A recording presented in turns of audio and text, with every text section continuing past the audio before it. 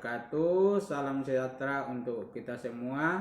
Perkenalkan, nama saya Dr. Apoteker Saparudin Latu, SSI MKes, salah satu dosen di Fakultas Farmasi Program Studi Pendidikan Profesi Apoteker Universitas Megareski Makassar. Sebagai seorang dosen, merupakan kewajiban untuk dapat menjalankan Tridharma perguruan tinggi, yaitu pendidikan, penelitian, dan pengabdian masyarakat. Sejak tahun 2019, kami sebagai dosen di Fakultas Farmasi Prodi Pendidikan Profesi Apoteker Universitas Megareski diamanahkan untuk memangku mata kuliah Undang-Undang dan Etika Kesehatan. Undang-Undang dan Etika Kesehatan merupakan mata kuliah wajib dengan 2 SKS. Di dalam materi yang kami ajarkan pada Undang-Undang dan Etika Kesehatan terkait dengan norma, etik, dan landasan hukum dalam melaksanakan pelayanan sebagai seorang tenaga farmasi. Landasan hukum yang dimaksud di sini adalah jaminan pelayanan yang diberikan baik sebagai tenaga pelayanan kefarmasian, juga dikhususkan kepada masyarakat sebagai penerima jasa layanan kefarmasian. Bentuk pembelajaran yang kami laksanakan di dalam memberikan materi kepada mahasiswa adalah bentuk kolaboratif. Demikianlah video sedospat kami buat untuk meningkatkan motivasi dan peningkatan karya dalam menghasilkan hasil-hasil karya untuk peningkatan pelayanan kefarmasian, terutama kepada masyarakat bangsa dan negara. Terima kasih. Assalamualaikum warahmatullahi wabarakatuh. Bismillahirrahmanirrahim. Assalamualaikum warahmatullahi wabarakatuh. Waalaikumsalam warahmatullahi wabarakatuh. Dan selamat pagi. Pagi, Pak. Pertama, mari kita memanjatkan puji syukur kehadirat Tuhan Yang Maha Esa, karena pada pagi hari ini kita bisa berkumpul kembali dalam rangka mengikuti perkuliahan sebagaimana biasa. Semoga kita semua dalam lindungan Tuhan Yang Maha Esa dan anak-anak sekalian dimudahkan dalam menyelesaikan pendidikannya, sehingga nanti bisa menjadi orang yang bermanfaat buat kemaslahatan umat manusia. Yang kedua, sebelum kita mulai, mari kita berdoa menurut keyakinan kita masing-masing. Bapak pimpin secara berdoa. Sebelum kita mulai, mari kita berdoa menurut keyakinan kita masing-masing. Doa dimulai.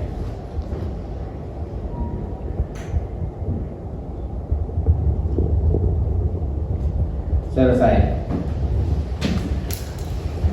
Nah, sekalian, saya adalah seorang dosen di Fakultas Farmasi Universitas Megareski yang membawakan mata kuliah Undang-Undang dan Etika Kesehatan. Di dalam pengajaran Undang-Undang Etika Kesehatan ini adalah tim dosen, yaitu ada 2 dosen, ya. Yang pertama Bapak Apoteker Muhammad Asli, SSI MPharm, dengan yang kedua adalah saya sendiri, Bapak Dr. Haji Apoteker Saparudin Latu, SSI MKes. Di dalam pembelajaran Undang-Undang Etika Kesehatan, kami menerapkan sistem pembelajaran kolaboratif. Kolaboratif artinya ada nanti materi yang disampaikan oleh dosen secara umum, kemudian nanti ada juga materi yang disampaikan oleh mahasiswa dalam bentuk presentasi kelompok, kemudian ada nanti sesi diskusi masukan antara dosen dan mahasiswa, kemudian memberikan juga contoh-contoh yang terkait dengan aplikasi pelaksanaan Undang-Undang dan Etika Kesehatan di dalam pelayanan kesehatan, terutama kefarmasian di pelayanan kesehatan pemerintah ataupun pelayanan kesehatan swasta. demi untuk meningkatkan derajat kesehatan masyarakat dan bangsa Indonesia. Di dalam materi undang-undang dan etika kesehatan ada beberapa capaian pembelajaran yang kami akan sampaikan, seperti pertama adalah capaian pelajaran umum itu adalah mahasiswa bertakwa kepada Tuhan Yang Maha Esa dan mampu menunjukkan sikap religiusnya. Jadi mahasiswa itu diharapkan mengaplikasikan nilai-nilai ketuhanan Yang Maha Esa di dalam kehidupan sehari-hari. Yang berikutnya adalah berperan sebagai warga negara yang bangga dan cinta tanah air, memiliki nasionalisme serta rasa tanggung jawab pada negara dan bangsa. Kemudian ada juga menginternalisasi nilai, norma, dan etika akademik. Kemudian juga mahasiswa mampu bekerja di bidang farmasi dan memiliki kompetensi kerja yang sesuai dengan standar kompetensi profesi yang telah ditetapkan. Kemudian capaian pembelajaran lulusan yang khusus bisa mampu menerima perbedaan pendapat dalam melakukan kerjasama dengan profesi kesehatan lain. Itu salah satu contoh yang khusus untuk pelayanan kefarmasian. Anak sekalian, dalam pembelajaran materi etika dan keamanan kesehatan ini ada 16 kali pertemuan dengan pokok bahasan juga sebanyak 16 CPL sesuai dengan capaian pembelajaran yang akan didapatkan di dalam materi mata kuliah ini. Walaupun dalam materi mata kuliah ini sangat banyak yang terkait dengan undang-undang dan etika kesehatan di dalam pelayanan kefarmasian, terutama di dalam landasan hukumnya, tapi anak sekalian nanti akan kita memberikan contoh-contoh yang terkait langsung agar dalam pelayanan kefarmasian nanti di masyarakat bisa dapat menjaga norma dan etika sebagai seorang profesional di bidang kefarmasian.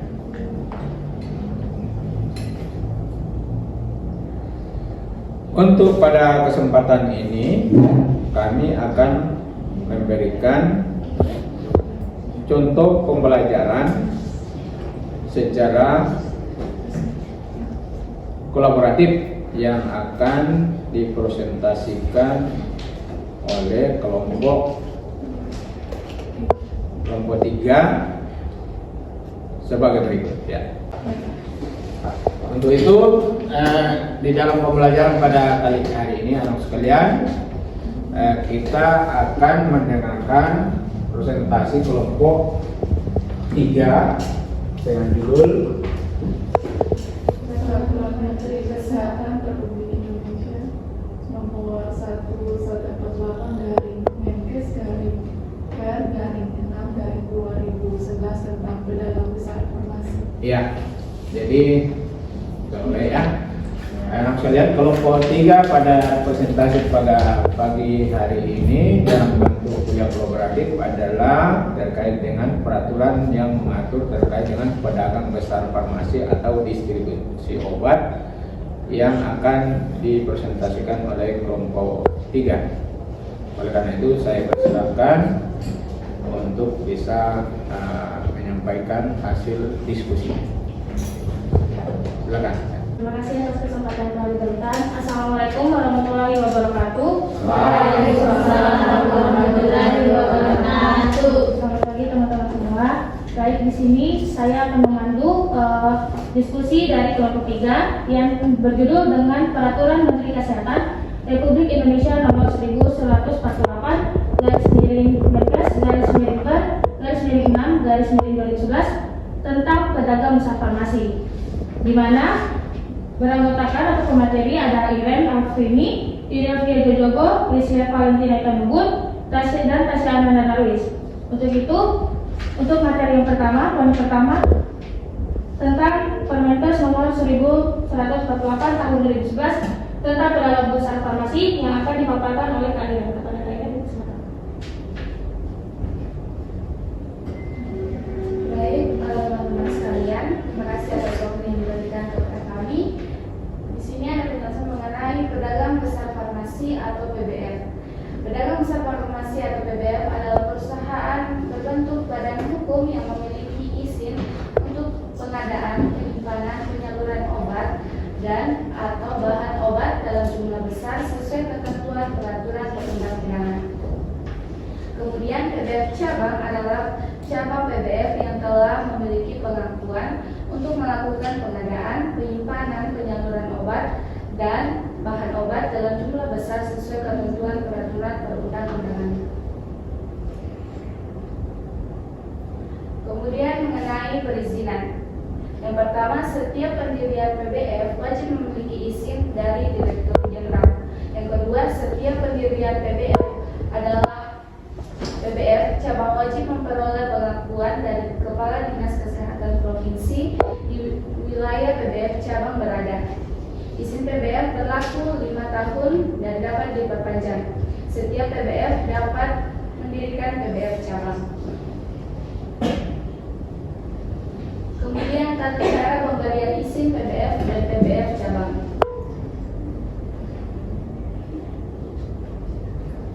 Masa berlaku izin PBF.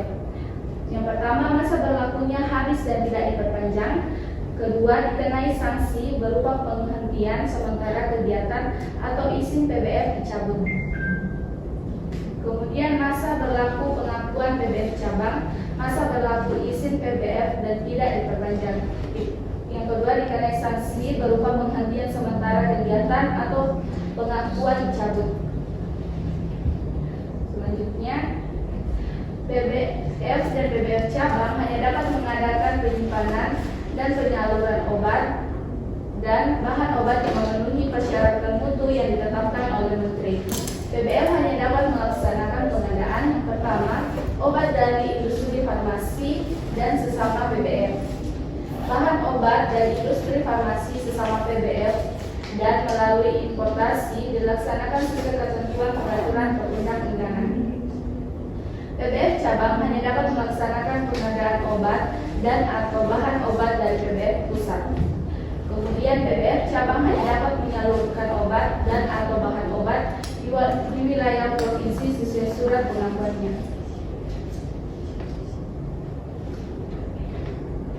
Kemudian PBF yang akan menyalurkan bahan obat juga harus yang pertama memiliki laboratorium yang mempunyai kemampuan untuk pengujian bahan obat yang disalurkan sesuai dengan ketentuan yang ditetapkan Direktur Jenderal dan memiliki gudang khusus tempat penyimpanan bahan obat yang terpisah dari ruangan lain. Kemudian setiap PBF dan PBF cabang harus memiliki apoteker penanggung jawab yang bertanggung jawab terhadap pelaksanaan ketentuan pengadaan, penyimpanan dan penyaluran obat dan atau bahan obat. Apoteker penanggung jawab dilarang merangkap jabatan sebagai direksi atau pengurus PBF atau PBF cabang. Setiap pergantian apoteker penanggung jawab, direksi atau pengurus PBF atau PBF cabang wajib melaporkan kepada Direktur Jenderal dan Kepala Dinas Kesehatan Provinsi selambat-lambatnya dalam jangka waktu 6 hari kerja. Selanjutnya saya serahkan kepada. Terima kasih atas paparannya kepada Kak Irem. Untuk poin selanjutnya akan dijelaskan oleh rekan bidang Ria. Kepada bidang Ria, dipersilakan. Ya, terima kasih moderator atas kesempatannya. Di sini selanjutnya yaitu PBF dan PBF cabang harus melaksanakan pengadaan, penyimpanan dan penyaluran obat atau bahan obat sesuai dengan CPOB yang ditetapkan oleh Menteri. Kemudian setiap PBF dan PBF cabang dilarang yang pertama menjual obat atau bahan obat secara eceran, kemudian menerima atau melayani resep dokter. PBF dan PBF cabang hanya dapat menyalurkan obat kepada PBF atau PBF cabang lain melalui fasilitas pelayanan yang meliputi diantaranya itu yang pertama ada apotek, yang kedua instalasi farmasi rumah sakit, yang ketiga puskesmas, 4 klinik dan toko obat.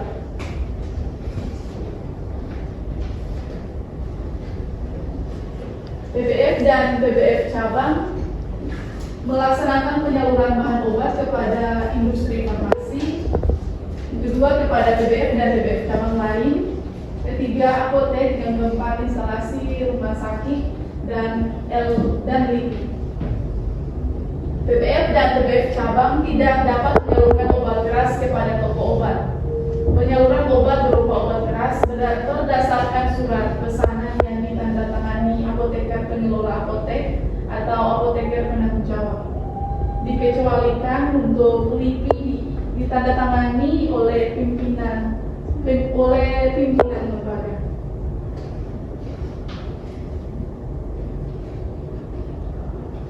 Setiap PBF dan PBF cabang yang melakukan pengadaan, penyimpanan, dan penyaluran narkotika wajib memiliki izin khusus sesuai ketentuan peraturan perundang-undangan.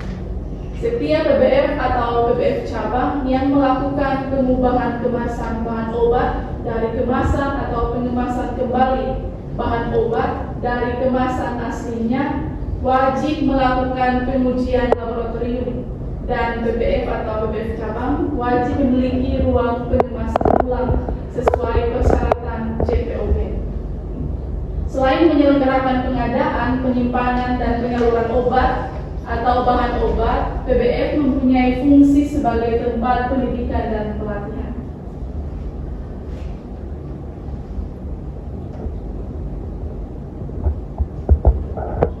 Yang berikut, gudang dan kantor PBF atau PBF cabang dapat berada pada lokasi yang terpisah dengan syarat tidak mengurangi efektivitas pengawas intern oleh direksi atau pengurus dan penanggung jawab harus memiliki apoteker. PBF dan PBF cabang dapat melakukan penambahan gudang atau perubahan gudang harus memperoleh persetujuan dari direktur jenderal. Setiap penambahan atau perubahan gudang PBF cabang PBF cabang harus memperoleh persetujuan dari Kepala Dinas Kesehatan Provinsi. Dan gudang tambahan hanya melakukan kegiatan penyimpanan dan penyaluran sebagai bagian dari PBF dan PBF cabang.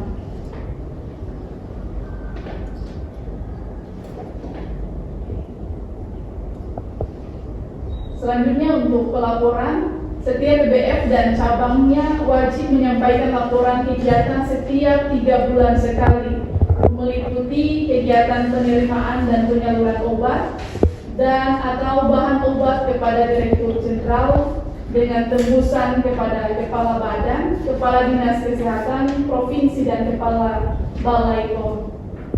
Setiap PBF dan PBF cabang yang menyalurkan narkotika dan psikotropika wajib menyampaikan laporan bulanan penyaluran narkotika dan psikotoksika sesuai ketentuan peraturan perundang-undangan.